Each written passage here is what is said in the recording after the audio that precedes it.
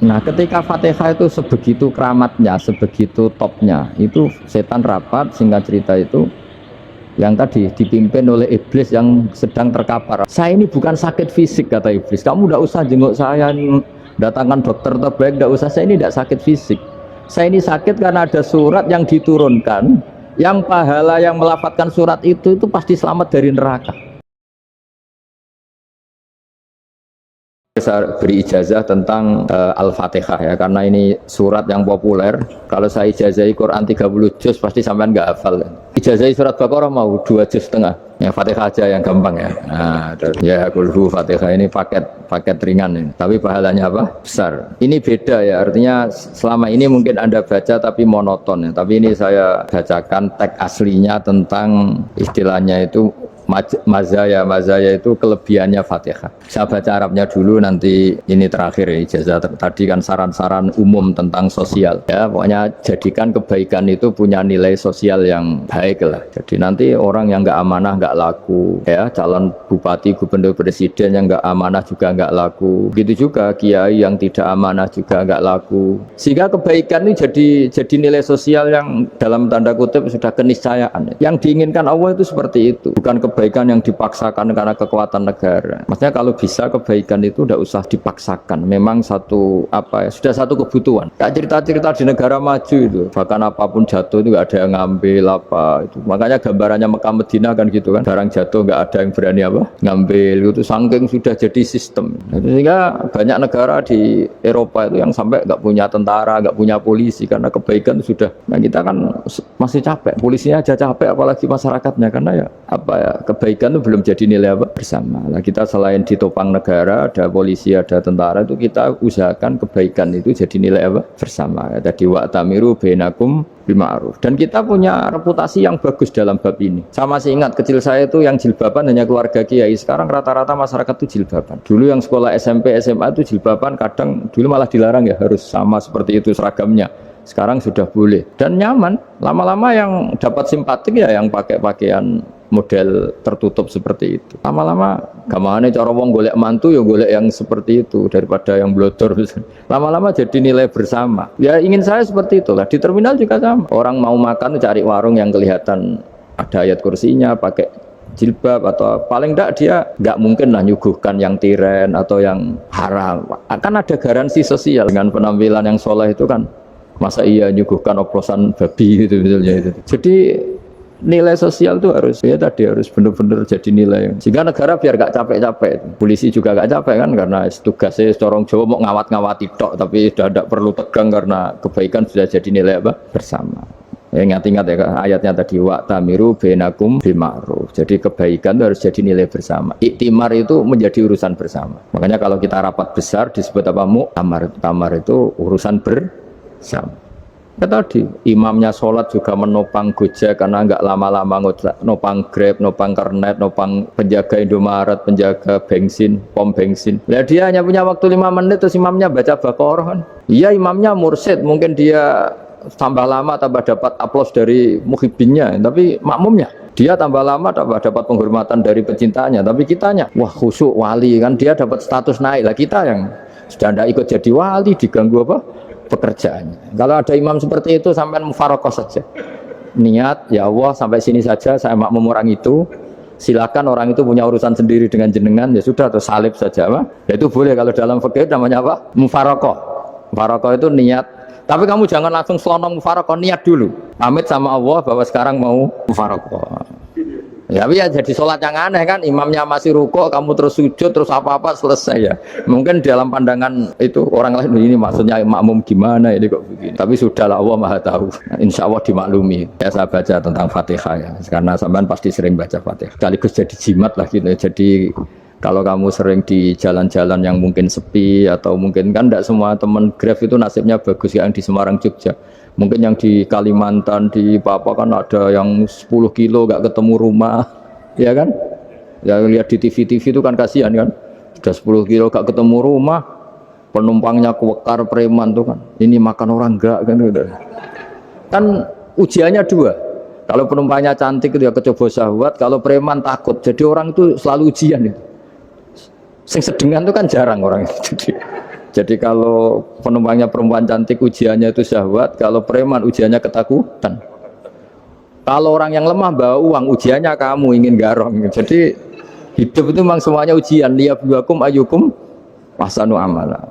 Makanya saya sering ditanya oleh teman-teman, Gus, nah ujiannya kenal wong wedok elek piye sama, kenal wong ayu ujiane syahwat, kenal wong elek ujiane ngenyek, itu sama-sama dosa. Syahwat ya dosa, ngenyek juga. Ngenyek itu menyepelekan itu. Makanya saya itu ya nggak mau berteman sampean. Nanti kan bawaannya ngenyek atau seneng ya tidak tahu. Ya sudah ada takdir saja kalau ketemu ya tak ulang ngaji gitu. Tak bacakan supaya sampean tahu keramatnya bismillah. Nah sebelum saya bacakan bismillah Fatihah, tak beritahu tentang ilmu tafsirnya karena ini penting sekali. Fatihah itu dawuhnya Allah, tentu itu dawuhnya Allah. Saya ulang lagi, itu kalamullah. Tapi yang sudah diberikan kesampaian ke kita semua, sehingga seakan-akan itu menjadi dawuhnya kita ke Allah. Jangan salah loh ya, Fatihah itu dawuh Allah, tapi sudah diberikan ke kita. Sehingga posisi kita itu yang punya itu. Nah kenapa ini perlu dijelaskan? Karena nanti ada kalimat iyyaka na'budu wa iyyaka nasta'in. Kalau itu masih kalam Allah, berarti Allah ngomong ke kamu, ngendikan ke kamu, kepadamu aku menyembah. Masa Allah menyembah kamu? Nah sehingga ilmu tafsir itu menyelesaikan itu dulu ya. Saya ulang lagi ya, sebelum sampean sering baca Fatihah, aku yakin ya sering baca. Tapi barokahnya tidak paham itu tidak pernah janggal. Enggak paham itu ya penting supaya ada iskal, enggak janggal. Sebetulnya di kalimat itu ada yang janggal. Kalau Fatihah itu kalimatnya Allah atau kalam Allah, bagaimana dengan kata-kata iyyaka na'budu? Masa Allah ngendikan ke kita, kepadamu kami menyembah. Masa Allah menyembah kita? Maka penyelesaiannya secara ilmu tafsir gimana? Semua ulama mengatakan, bukan satu dua, semuanya mengatakan di Fatihah itu semuanya diberi kawalan kalimat. Saya ulang lagi ya, di Fatihah itu semuanya diberi awalan kalimat qulu, katakan wahai hambaku begini. Ya, katakan wahai hambaku begini. Nah, begini ini pelajaran dari Allah yang sudah diberikan ke kita. Terus kita mengatakan bismillahirrahmanirrahim, alhamdulillahirabbil, termasuk kita mengatakan iyyaka na'budu wa iyyaka nasta'in. Jangan bayangkan Allah ngendikan ke kita. Kalau Allah ngendikan kita berarti gini, hei wahyu ihdinas siratal mustaqim, tunjukkan saya jalan yang benar. Nah nanti kamu terus, ya Allah Anda aja minta tolong saya minta tolong siapa kan, jadi panjang kan. Ya saya ulang lagi ya, jadi itu di ulumul Quran diterangkan gimana sebelum baca Fatihah ya. Fatihah itu kalamullah, ngendikannya Allah, tapi yang sudah diajarkan ke kita dan sudah milik kita, sehingga kalimat itu menjadi milik kita. Tapi ya kalamullah, tetap kalamullah, tapi sudah menjadi milik kita. Sudah paham ya?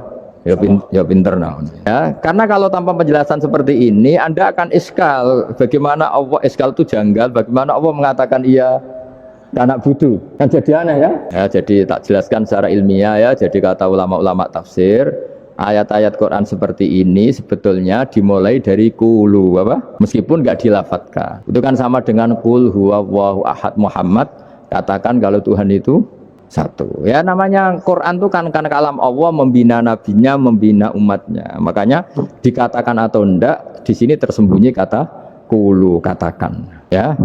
Jadi ya ibarat apa itu, kamu ngajari anak kamu lah, le panggil jenengan bapak kulo. Itu maksudnya anak itu, kalimat itu kalimat kamu, tapi kamu ajarkan ke anak kamu. Terus anak kamu bilang, Pak jenengan bapak kulo. Nah ketika kamu mengatakan jenengan, bukan kamu mengatakan jenengan anakku, berarti anakmu itu bapakmu, kan lucu kan. Anak kamu ajari jenengan bapak kulo, kamu engkau bapak saya. Terus anak kamu mengulang jenengan atau kamu bapak saya. Berarti itu kalimat yang kamu ajarkan, tapi sekarang sudah milik anak kamu. Kalau itu kalimat kamu kan lucu, masa anak kamu bilang bapak. Nah itu seperti itu. Jadi ulama memberi solusi atau jawaban iyyaka na'budu wa iyyaka, itu sebelumnya ada kata-kata qulu, katakan wahai hambaku, hubungan kamu dengan saya adalah katakan iyyaka na'budu wa iyyaka nasta'in. Terus hubungan kamu dengan saya katakan juga dalam doamu ihdinas siratal mustaqim. Jelas ya, jadi itu kalam Allah yang sudah milik kita karena diajarkan Allah untuk kita. Min azimi fadliha kasratu asma'iha fadail ukhra. Ini cerita dramatisnya surat Al-Fatihah. Qala Abu Hurairah radhiyallahu anhu inna iblisa ranna khina unsitat Al-Fatihah. Jadi iblis itu begitu kesakitan. Ini kitab Abu Abul Farad karangannya Syed Muhammad Alawi, juga kutipan dari beberapa kitab. Yang jelas beliau sendiri juga ngutip dari beberapa riwayat di beberapa hadis, halaman 123. Ketika Fatihah turun itu iblis kesakitan, kayak orang sakit gigi lah, tersiksa sisanya karena turunnya surat apa? Al-Fatihah. Artinya kalau Anda baca Fatihah dijiwai, maka Anda melemahkan setan, melemahkan iblis. Wa qala Mujahid, khina unzilat Fatihatul kitab ronna fastama indahu asyayatin. Jadi ketika Fatihah itu turun, iblis itu terkapar lah kira-kira, sampai dijenguk banyak setan. Kira-kira itu kalau sekarang itu, entah covid entah enggak tahu, pokoknya di ICU sampai dijenguk banyak setan. Enggak tahu bawa apa enggak tahu, pokoknya dijenguk banyak setan. Ono yang nyangoni karena ini apa? Ketuanya apa? Pingsan, sakit. Jadi iblis itu sakit sampai dijenguk anak buahnya setan-setan. Ya, semoga kalian semua tidak kenal setan. Kalau kenal berarti teman. Wa qalu misla dzalik. Wa qala lahum laisa mimma taquluna syai'un walakin unzilat suratun laisa ajru qailiha illa an harramahu alaihi nar jahannam. Saya ini bukan sakit fisik kata iblis. Kamu tidak usah jenguk saya, datangkan dokter terbaik, tidak usah. Saya ini tidak sakit fisik. Saya ini sakit karena ada surat yang diturunkan, yang pahala yang melafadzkan surat itu pasti selamat dari neraka. Padahal misi terbesar saya ini supaya manusia masuk neraka. Sekarang punya tamengnya. Wah pusing kan? Ya seperti orang lah goda sampean, ternyata sampean setia, itu kan pusing. Ya ternyata ada setia, itu yang akhirnya ribet kan itu. Jadi iblis itu cita-cita terbesarnya kan semua orang itu masuk neraka. Nah sekarang turun satu surat yang gara-gara surat itu siapapun yang baca dijamin selamat dari neraka. Jadi walakin unzilat suratun laisa ajru qailiha illa an harramahu alaihi nar jahannam. Karena jadi dia shock lah, kalau orang di Jawa itu bilang shock. Aduh sial nasib saya ini umat nggak bisa saya goda lagi karena punya tamengnya tadi punya. Qad batala kaidukum wa makrukum. Rekayasa kalian sekarang itu tidak ada gunanya semua. Nah, ini alhamdulillah di Indonesia kelihatan kan banyak yang miskin, banyak yang susah. Tapi selagi mereka masih sholat, itu keinginan mencari halal itu masih tinggi. Kayak apa kita di tengah kota, jauh dari anak istri, jauh dari tetangga. Biasanya kalau orang jauh dari anak istri, tetangga kan sakar PDW. Tapi yang soleh masih banyak, sudah jauh dari keluarga tetap lurus. Loh kalau yang dekat lurus kan wajar, konangan wong akeh gitu. Ini sudah jauh masih lurus. Nah ini nggak lepas dari barokahnya surat apa? Surat Fatihah tadi.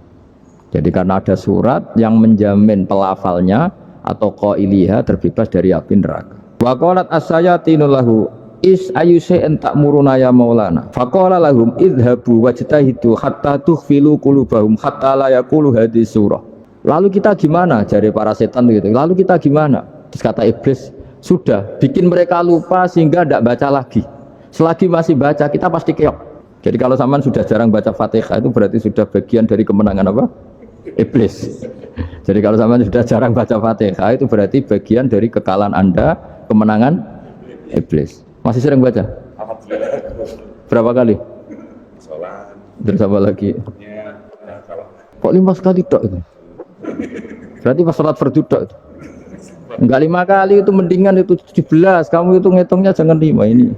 5 waktu itu berarti lumayan kan? Berapa? 17 ya? Ya. 17 ya? Ya. 17. Tapi kalau makmum tuh sering separuh kan? Apalagi makmum tarawih.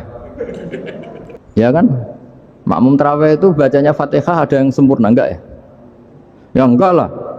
Baru alhamdulillah rabbil alamin mampu ruku ikut ruku ini gitu. Makmum kan yang tarawih lah Mas. Kalau tarawih jarang sempurna ya. Fatihahnya itu.